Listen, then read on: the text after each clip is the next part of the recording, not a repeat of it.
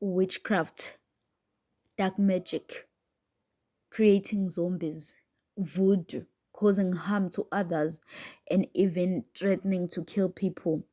Is that all the stuff that is being taught in initiation schools?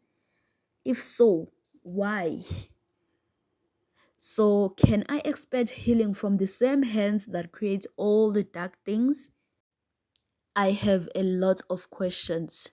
So, Togazani Bokoko Nomkhulu, welcome back to Leisure Galore. Please like, subscribe, and share.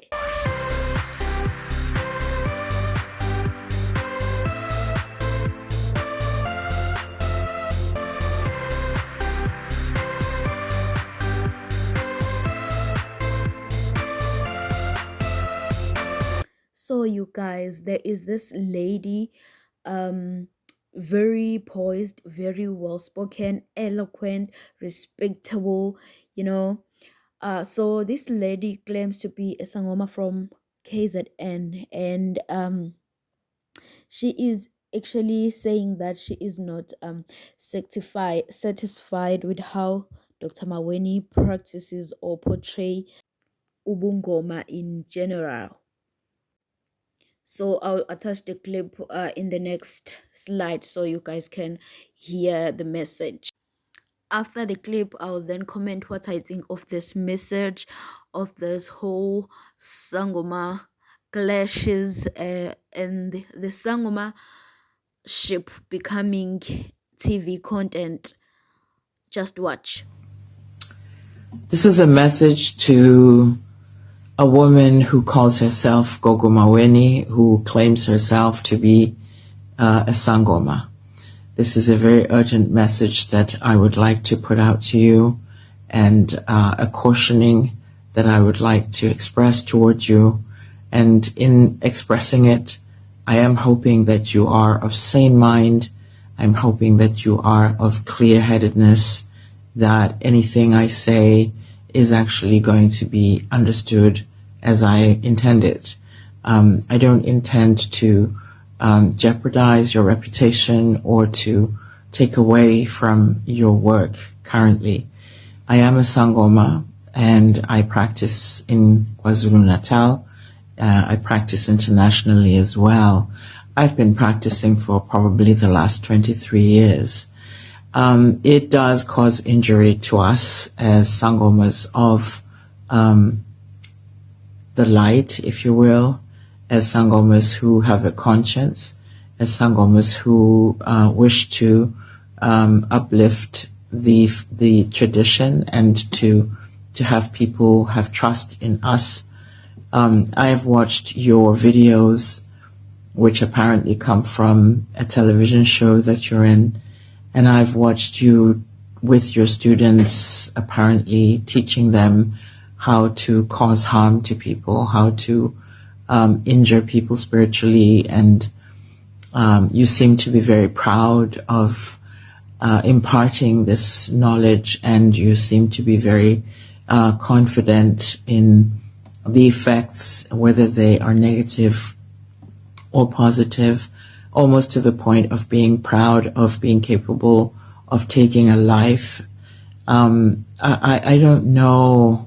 I don't know what what is driving you, what motivates you, and whether or not you still have an ability to discern for yourself what is good and what is bad, and whether you care whether people live or die. But it's it's now too much. It's now too much to watch you as one individual in the whole of South Africa who is out there on a podium and literally expressing your psychopathic, sociopathic, narcissistic psyche and immoral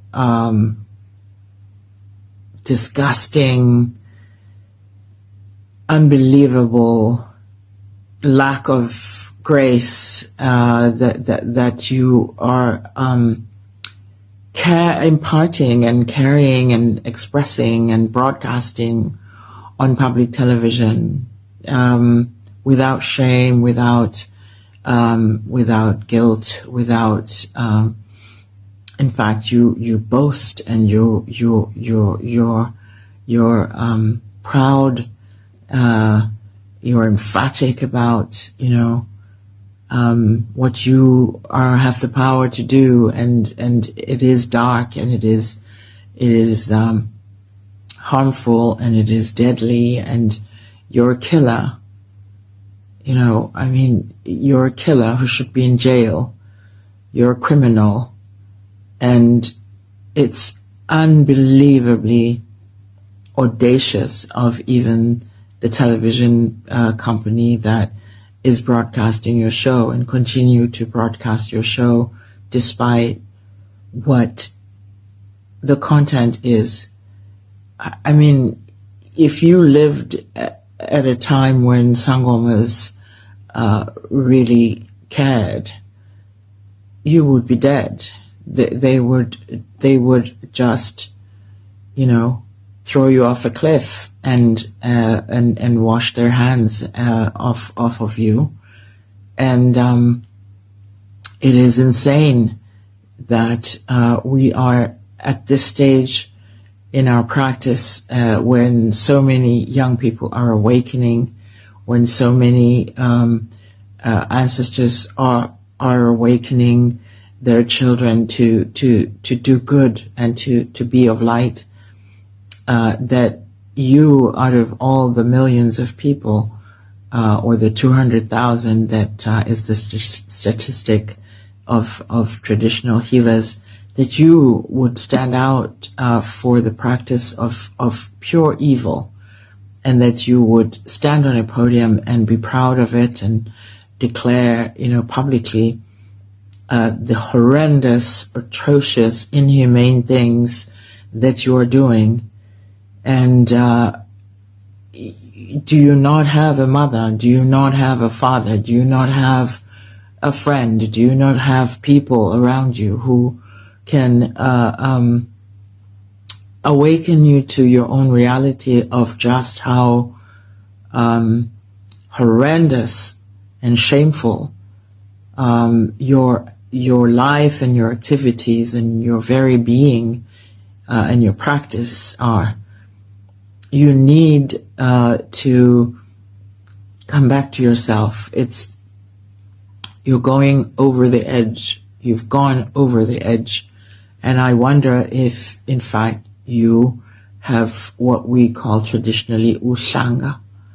Ushanga is something that is passed down to you. It's an ancestor who would have injected this ushanga in their own system, that you are probably carrying their work. I don't know, but if you do have ushanga, it is